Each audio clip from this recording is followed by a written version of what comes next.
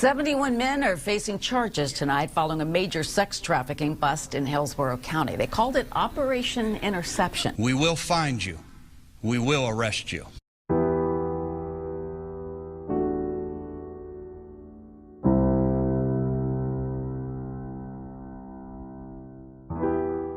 When we talk about Operation Cross Country or these types of operations that we run, the primary goal is really the recovery of children, right?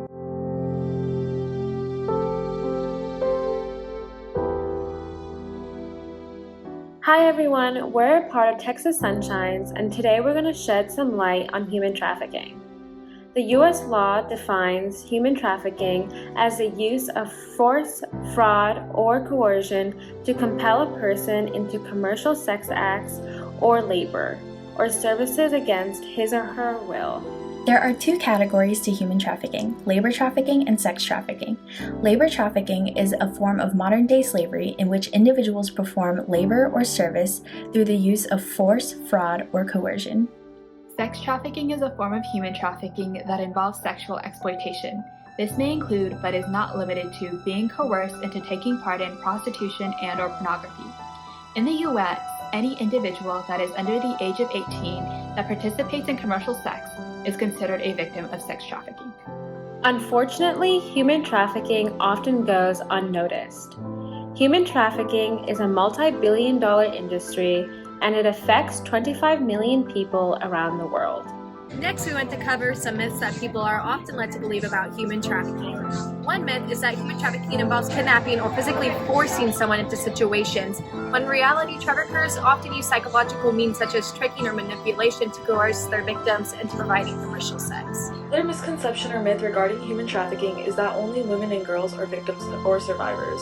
The percentage of survivors of human trafficking is half and half between men and women, and LGBTQ boys are seen to be a particularly vulnerable group. Another myth about human trafficking is that if there was force, fraud, or coercion after the person consented to commercial sex, it is not counted as human trafficking.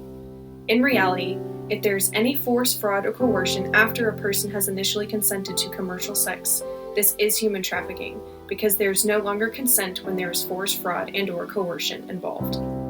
Lastly, a huge misconception and myth about human trafficking is that traffickers target victims they don't know, when in reality, a lot of survivors are trafficked by family members and/or romantic partners. Fortunately, there are great ways to stay educated and take steps to prevent human trafficking.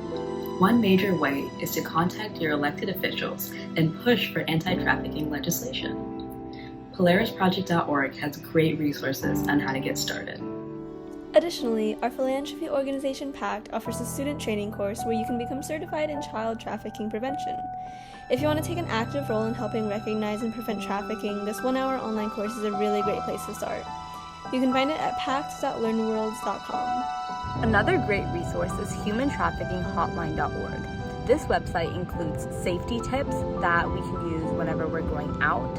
Additionally, it has resources to contact if something suspicious is occurring, as well as research that's being done by professors and researchers around the world in regards to the more hot spots of human trafficking. Finally, some resources that are helpful if you or someone you know is a victim of human trafficking is the National Human Trafficking Hotline, as well as the National Center for Missing and Exploited Children. Through these resources, you may provide an anonymous tip and report any suspected child sex trafficking to the National Cyber Tip Line.